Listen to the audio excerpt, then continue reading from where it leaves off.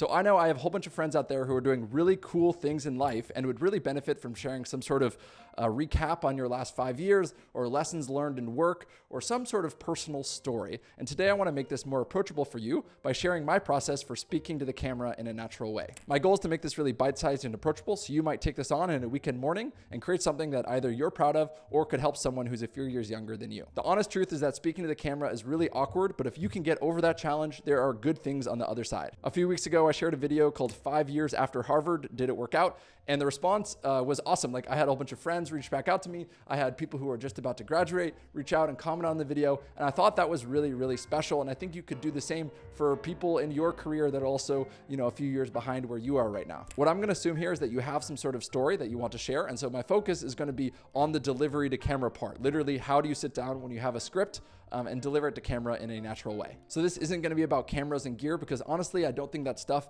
is necessary or as important as your experience and your story that you want to share. Doing a video with your laptop at your desk is a perfectly fine setup for what we're talking about today. So our structure today is we're going to go through this chronologically. We're going to start with before recording, then I'm going to go into the first take, the second take, and then lastly, editing.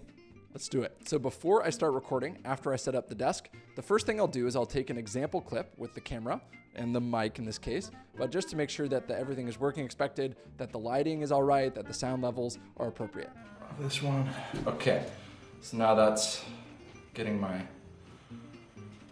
my face. In general, we're gonna go through the whole script twice, and in the first take, the goal is really just to get something to work with and to familiarize yourself with the script. And then in the second take, the goal is to have fun with it, to speak more casually, to speak like you're speaking to a friend, and to just have fun with it. And often it's actually the second take that's better, but you don't wanna have that pressure on yourself, I guess. So now for the first take. When I start recording, the first thing I'll do is just make myself comfortable. So I'll start speaking to the camera, and I'll say something along the lines of, all right, here I am, recording a video. I'm recording it about XYZ, but the goal is just to get yourself talking and to, break the silence initially.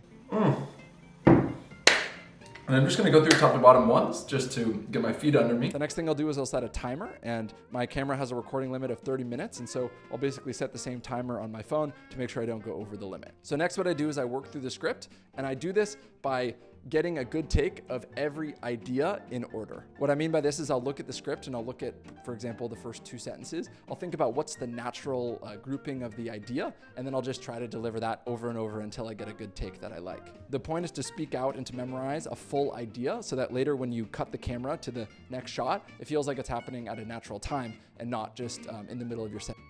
It takes a while, but I'll just go line by line through the whole script in the same way. A quick thing to reinforce, but every single line takes 5 to 10 times to record. So if you think about that, if you look at one of my videos, it's just a highlight reel. Literally, I've said everything 10 times. And so of course, if I'm only picking the best ones, it's all gonna come together a bit more nicely. But literally, it's because of all the effort I put into the editing and because of how many times I took the line to begin with. So we all have friends that want to do impulsive things like start restaurants and yoga studios. So we all have friends that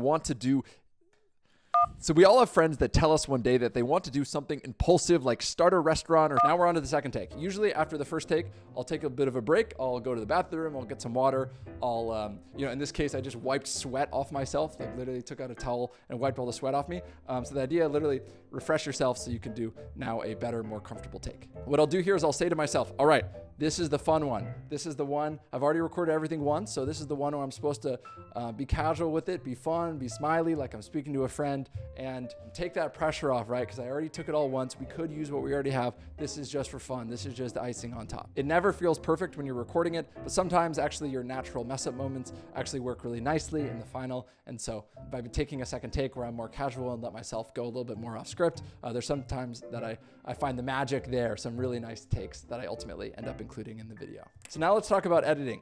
You've recorded, so now you have 50 minutes of yourself talking, doing the same script twice, and now the goal is to bring it all together. What I'd recommend is a really approachable video editing tool called Descript, and the reason why I like it is because you can edit your video like a Word document. So you're literally reading the transcript, and you can just edit it by clicking delete, and it's really helpful when you're doing a voice or a podcast style style, or any video where you're editing based on the spoken words rather than editing by, cutting together a whole bunch of shots. What I'll do is I'll listen back to everything at 2x speed. And as I'm going through, I'm just mindful that I get better as I go on. So I'll often just start by listening to the last time that I try to say a take. And if it's good, then I'll just cut all the ones before because I know I was just prepping and getting better. So that's an easy way to go through the script more quickly. After you have your best takes of your script all together in one Descript file, the next thing I like to do is to add text graphics. Right now I'm into this editing style where I literally just put slides as if they were in a PowerPoint presentation on top of myself speaking, just to give the thing a bit higher production value, to give the story a sense of structure. I use Canva for this because I also use it for thumbnails, but you could use any,